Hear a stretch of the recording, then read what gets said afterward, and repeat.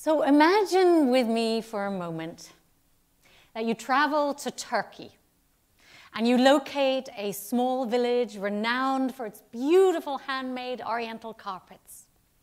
And you visit a master craftsman who is in the middle of making one of the most beautiful carpets you've ever seen.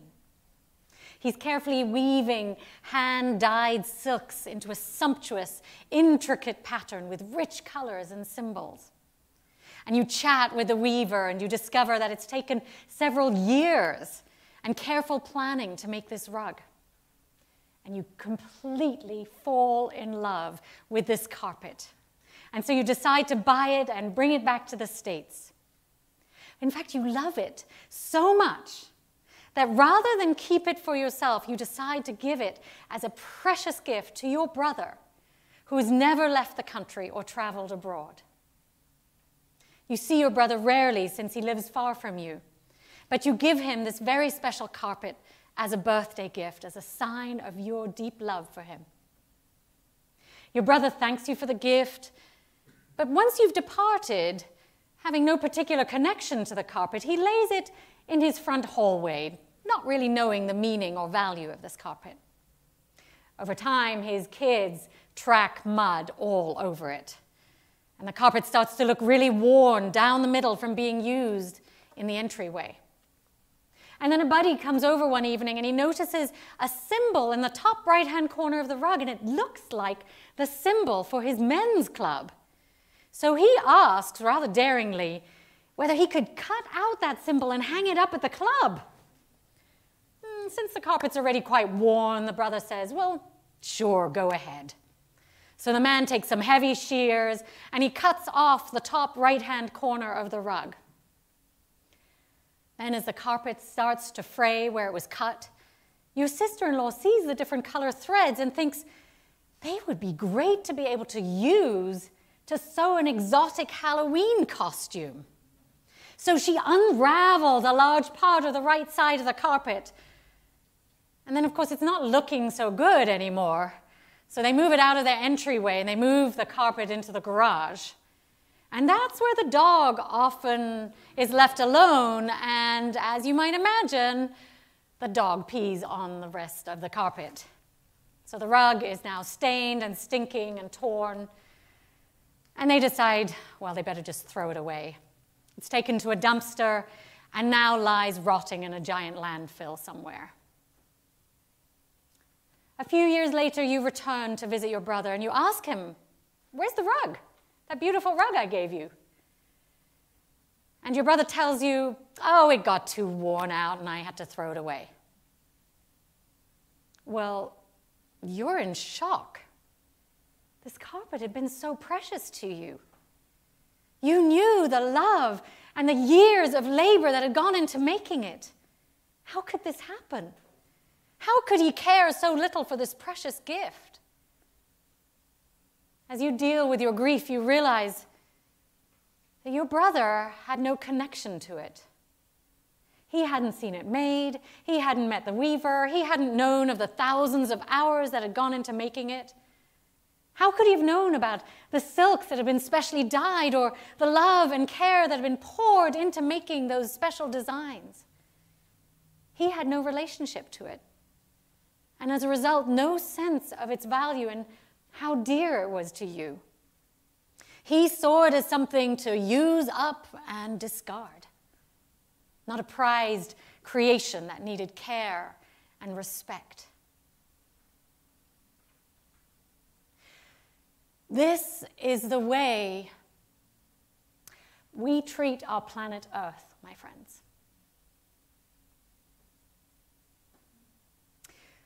Many of us have no relationship to it and take it for granted.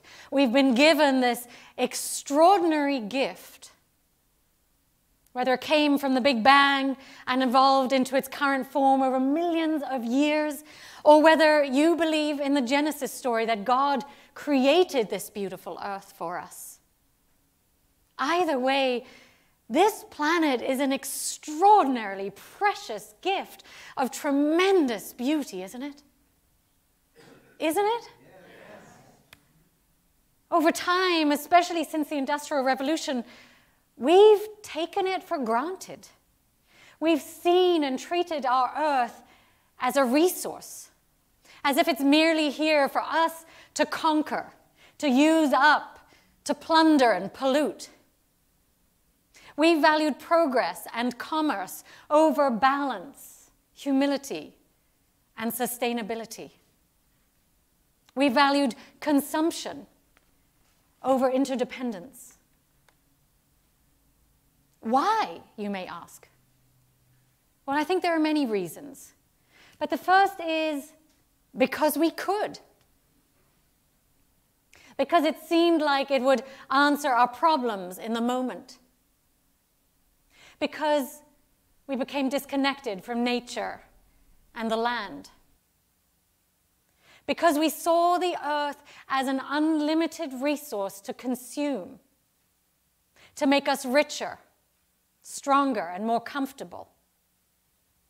Because we didn't treat it as sacred. Because we forgot its value, just like the brother forgot the value of the carpet. So I'd like to pause a moment for grief. Just pause. I'd like to take a moment and grieve how our greed, our lust, our hunger, our thoughtlessness, our disconnection from the earth has led us to devastate the only home we have. Join me in this litany for our earth. I will sing a line, and at the end of each line, you sing, "We grieve," like this. We grieve.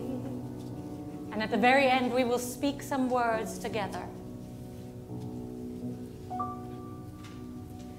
For our mountains fracked and mined, we grieve.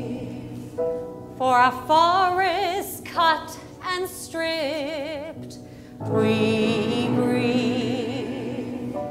For our oceans poisoned and choked, we grieve. For our rivers dirtied and drained, we grieve.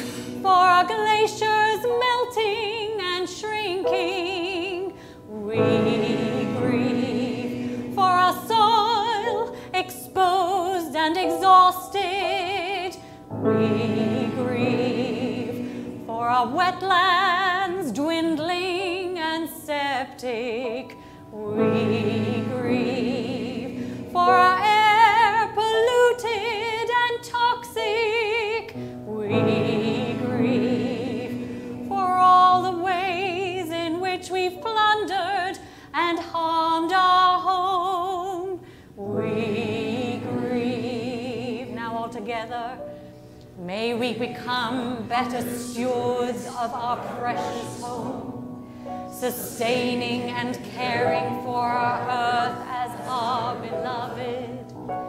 May we resist the endless urge to pillage her resources, to control and dominate this abundant gift, and instead, may we restore, regenerate, and renew our earth. May we preserve, protect, and partner with her, remembering that we are interconnected, remembering to love her and all of her creatures, remembering our lives and our children's futures depend on it.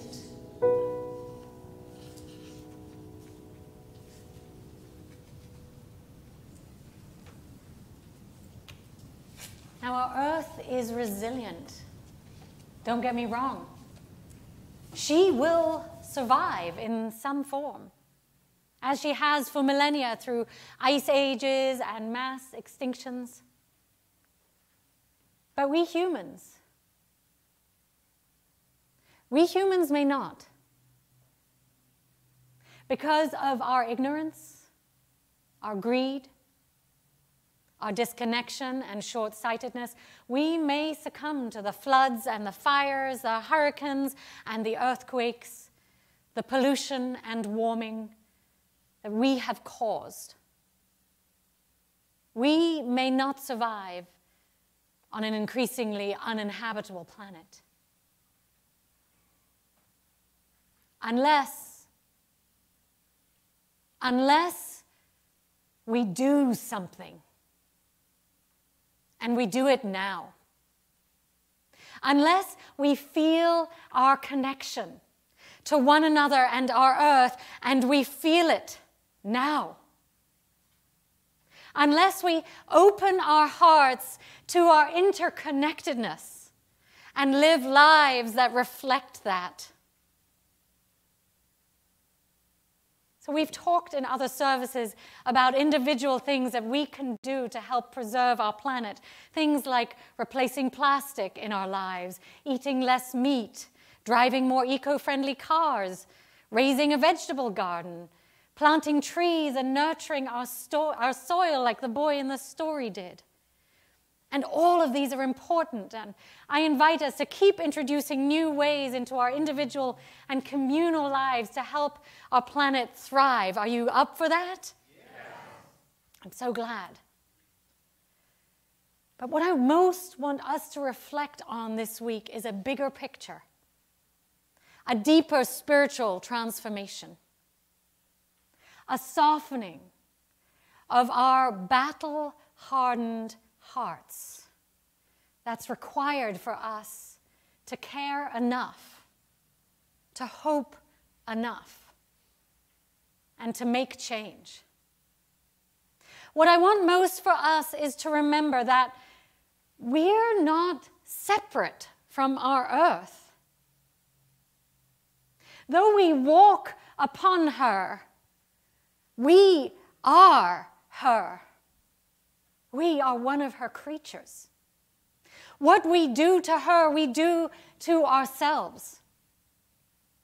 We are one body of life, one organism, one planet still as yet alive. And we need to see our earth as a living being. The destruction of our planet will only slow when we've realized that we're actually harming ourselves. And harm will not cease until we see nature differently. Not as something to conquer and use up, but as a living being to communicate with. An intimate partner to cooperate with and look out for, as you would a beloved, not a separate entity. We are inseparable from our earth. The earth is intimately connected to us. We are the planet's hands and feet and voices. And we can use them to nurture or destroy. Jesus was believed to have said, "Whatever you do to the least of us, you do unto me." And that goes for other humans, for other creatures, and for our earth. What we do to each other, to the earth, we do to ourselves. One of my heroes, ecologist and philosopher Charles Eisenstein, asks, do we want to live in a living or a dead world? Now, we may survive as humans in a lifeless and poisoned world, shut away in concrete boxes, isolated from the toxic environment we've created. But is that what we want, my friends? Is it? The important question he asks is not what do we need to do to survive, but what world do we want to live in? To recognize the power of our choices, what will we summon? Do we want to live into a story of surviving on a dead, used-up planet that is poisonous and dangerous to live in? Or do we want to be part of a story that pictures us on a flourishing, vibrant earth, teeming with billions of life forms that replenish each other and our environment and exist together in a world of beauty and aliveness? Do we want to be able to go outside and lie in the grass and look up at the sky above as we breathe fresh air? Do we want to be able to hike in our mountains and admire spring flowers? Do we want to swim in our oceans and drink from our rivers? Do we? Yes. What do we want? Our choices feed aliveness or decay. And it's up to us, up to every single one of us here. And it's a big responsibility. Now, we have so much to learn from the wisdom of indigenous traditions that value the land, traditions that have a reciprocal, interdependent relationship with the earth and its creatures. And we have so much to learn from the beating heart of the planet, the Amazon. It's truly the center of our living planet, a living organism, and we need to protect it like we would our own heart.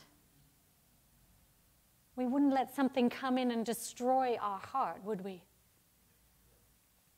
Joanna Macy, Buddhist scholar and ecologist, says, if all the dangers we face from climate chaos to nuclear war, of all, none is so great as the deadening of our response. And Macy has developed a process called the work that reconnects us. And in it, she teaches us that we are still free to choose the version of reality or story about our world that we value and want to serve. We can choose to align with business as usual, the unraveling of living systems, or the creation of a life-sustaining society. And the work that reconnects us takes us through a spiral sequence flowing through 4 stages, beginning with gratitude, then honoring our pain for the world, seeing with fresh eyes, and then finally going forth. So she encourages us to connect with our love for the planet, and then allow ourselves to feel our grief deeply. And this is why I wanted to sing a lament together earlier, to honor our grief at the destruction and greed that we witness, the carelessness and the neglect. And from that sense of interconnection and grief around the harm we're causing a part of ourselves, we see the world with both new and ancient eyes, as a living being. And we go forth and act from there. The work is all about opening our hearts. And instead of allowing the deadening of our response and the shutting down, allowing ourselves to feel and thereby be moved to action. By feeling, by caring, we awaken. So I want to invite you now into a brief visualization. So close your eyes if you feel comfortable and drop your shoulders, put your feet on the floor. Let's breathe in for a count of 2 and breathe out for a count of 4 several times. 2, 3, 4. In, 2, and out. 2, 3, 4. In, 2, and out. 2, 3, 4. Now I want you to imagine that you're in one of your very favorite spots in nature. Perhaps it's by the ocean, or you're up in the mountains, or you're next to a clear flowing river, or you're in a forest. Take a moment and really visualize your favorite spot in nature. Imagine you're sitting or lying down in your special place. Take in the air. Breathe in its fresh smells and flavor. Listen to the sounds around you. Notice if there are any creatures near you. What are the colors that you see? How does your body feel in this place? Now truly soak it in. Notice the delight and peace you feel in this beautiful place.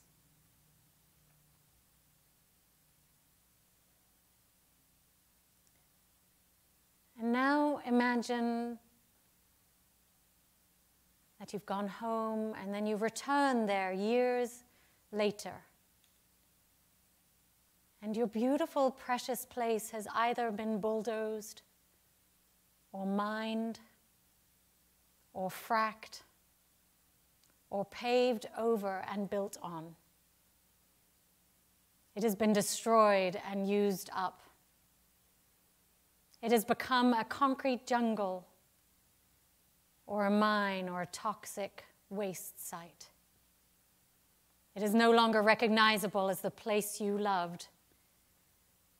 All around you are sharp edges and bad smells. There's no life to be seen. There's concrete and hardness.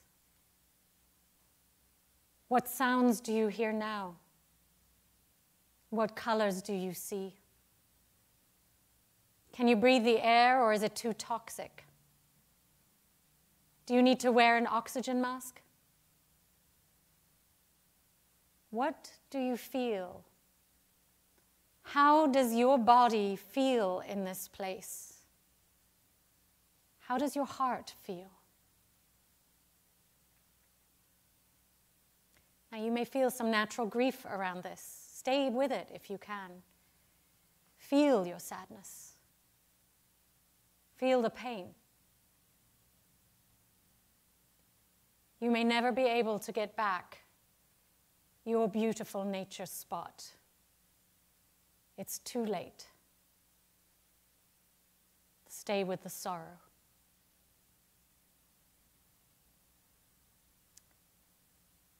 Now gently open your eyes, my friends.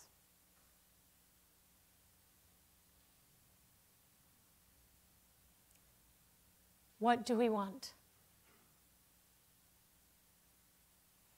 Our choices every day feed aliveness or decay. And it's up to us. In every moment, we are choosing who we are and what we want. I know what I want. I want to serve life.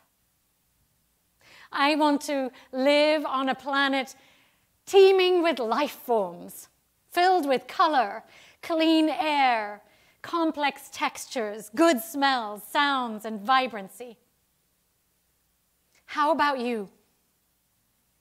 What do you want? This is a spiritual crisis, my friends, a crisis of life and death. A true crossroads. What path will we take? Who will we be as a species and individuals? Will you let beautiful nature lure you, or short-term material gain? The future is up to us. May we paint pictures in our lives of beauty and aliveness.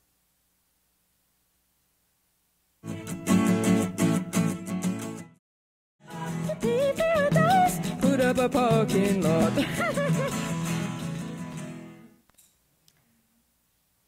Now I know that some of you may be feeling the grief that we feel for our earth. I invite you not to run away from that grief, but to allow that grief to move you into action. And to allow that grief to claim what we have, the beautiful earth that we have now, that is just calling for us to care for her. Are you up to that?